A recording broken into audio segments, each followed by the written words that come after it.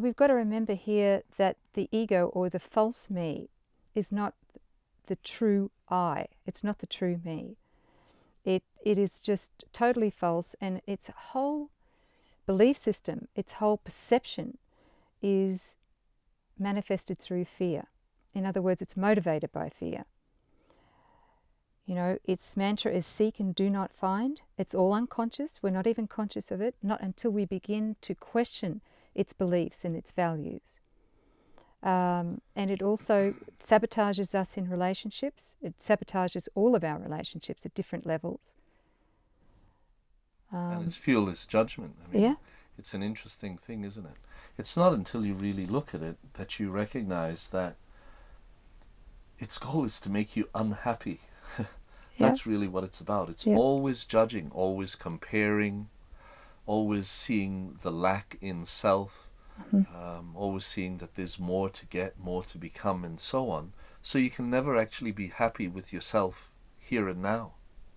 Exactly. And that's its trick, right? Yeah. Because in the here and now, if we could come into this present moment, at this present moment, all is well, everything's fine.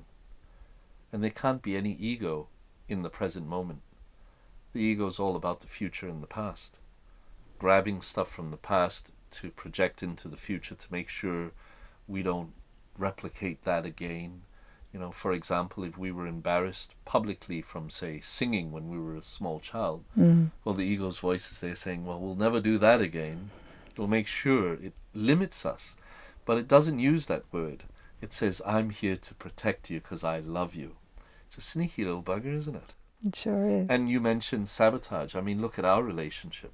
I certainly know that as much as I wanted love, what did I do in our relationship? I found ways to sabotage that. And then to feel guilty, which then meant I had to put the lid on it so I could never own up to it. Now, if I could never own up to it, I would always have to be separate from you. Because there are, and then we start building this list of items, of incidents between us that you feel you can't share, and then I feel I can't share. And before long, we're just two separate, isolated people, and we can't share then.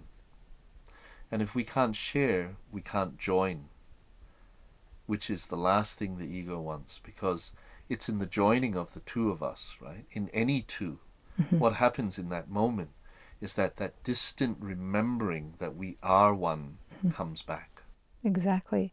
And I think you raised a good point there too. Actually, it doesn't even take two. It only takes one. And I learnt that from experience. We're always coming across people who are saying exactly that. I'm on the pathway, but my partner isn't. What do I do? And there's a sense of loss, as if it's important that both are on the path. And what you're saying is really worth repeating, which is that it only takes one. So why does it only take one instead of the two? Well, that's a big question. It only takes one because everything comes from me. In other words, everything comes from you. All right. And this is something that we explain in our program and in our book too, is that originally we were the one mind. In fact, we still are the one mind, which is infinite love, that's outside of time and space, although it's in time and space. It's a paradox. But the thing is that we don't remember that. We don't know that because there's this one obstruction, and that's the ego thought system that separates us from that.